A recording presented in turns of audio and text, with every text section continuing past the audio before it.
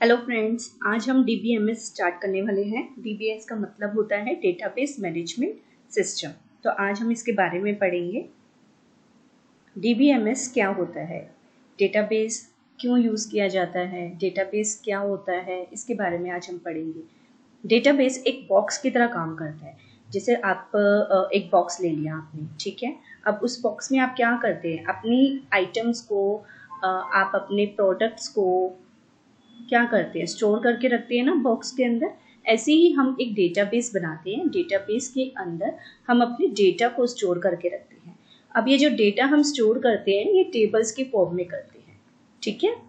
तो यहाँ पे हमने क्या लिखा है, डेटाबेस एक बॉक्स की तरह काम करता है जिसमें हम अपना डेटा स्टोर करके रखते हैं।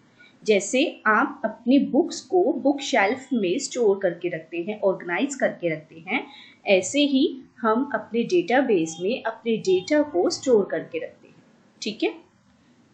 तो यहाँ पे हमने लिखा है, जैसे आप अपनी बुक्स को बुक शेल्फ में रखते हैं ऑर्गेनाइज करके, ताकि जब भी आपको किसी भी बुक की ज़रूरत हो आप इजीली उसको ले सके, ऐसे ही हम अपने डेटा को डेटाबेस में स्टोर करके रखते हैं ताकि हम जब भी हमें अपने डेटा की नीड हो हम इजीली उसको एक्सेस कर सकें, ठीक है। हम इजीली उसको एक्सेस कर सकें। उसी तरह हम अपने डेटा को टेबल, व्यू, प्रोसीजर एक्सेट्रा की फॉर्म में स्टोर करके डेटाबेस में रखते हैं, जिससे हम कभी भी अपना डेटा इजीली एक्सेस कर सकते हैं। क्लियर हो गया। तो डेटाबेस क्या है, database is nothing but a box जिसमें हम अपने डेटा को स्टोर करते हैं, टेबल्स की फॉर्म में, व्यूज की फॉर्म में, प्रोसीजर की फॉर्म में। आई होप आपको इतना समझ में आ गया होगा। डेटाबेस में जब हम अपने डेटा को स्टोर करते हैं तो उसके लिए हम लैंग्वेजेस का यूज़ करते हैं, और वो लैंग्वेजेस कितनी होती है, 4 टाइप्स की अवेलेबल होती हैं, जिसमें हम अपनी क्वेरीज देते हैं। क्वेरीज मतलब होता है कमांड्स, आप इनको कमांड्स भी बोल सकते हैं। तो क्वेरीज का मतलब होता है कमांड्स, कमांड्स लिखी जाती हैं। डेटाबेस में 4 टाइप्स की क्वेरीज लिखी जाती हैं, जो ये बताता है कि आप कौन सी लैंग्वेज की क्वेरी को यूज़ कर रहे हैं। तो इसमें 4 टाइप्स की क्वेरी होती है, वो कौन कौन सी है। फर्स्ट आपकी DDL, data definition language. Second आपकी DML, data manipulation language. Third है आपकी DCL, data control language.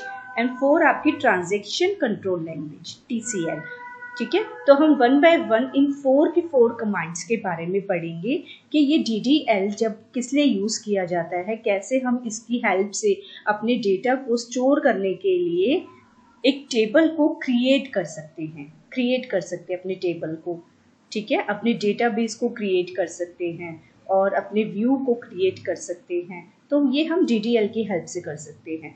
DML बताता है कि किस तरीके से आपने जो डेटा स्टोर किया है उसके अंदर अपडेशन कर सकते हैं, किस तरीके की अपडेशन आप उसमें कर सकते हैं, इंसर्शन कर सकते हैं, ठीक है, डेटा को इंसर्ट कर सकते हैं, कैसे करेंगे। DCL इसी तरीके से DCL भी होता है, जो आपको परमिशन प्रोवाइड करता है कि कौन से डेटा पे आपको क्या परमिशन दी गई है। TCL से क्या प्रोवाइड होता है, TCL आपको बताता है कि आपकी जो ट्रांजेक्शन्स होती हैं, कमांड्स की जो ट्रांजैक्शन होती है वो आपकी कमिट हुई है या रोल बैक हुई है, ठीक है, इसके बारे में हम पढ़ेंगे। तो इन सभी 4 की 4 कमांड्स की डिटेल्स में हम डिटेल में आगे पढ़ेंगे। आई होप आपको इतना समझ में आ गया होगा। आगे की वीडियोस के लिए आप प्लीज़ चैनल को सब्सक्राइब और लाइक ज़रूर कीजिएगा। इससे रिलेटेड कोई भी डाउट है तो आप कमेंट करके पूछ सकते हैं। नेक्स्ट वीडियो में हम पढ़ेंगे कि डेटा डेफिनेशन लैंग्वेज किस तरीके से यूज़ की जाती है और इसके अंदर कौन कौन सी कमांड्स आती हैं, ठीक है।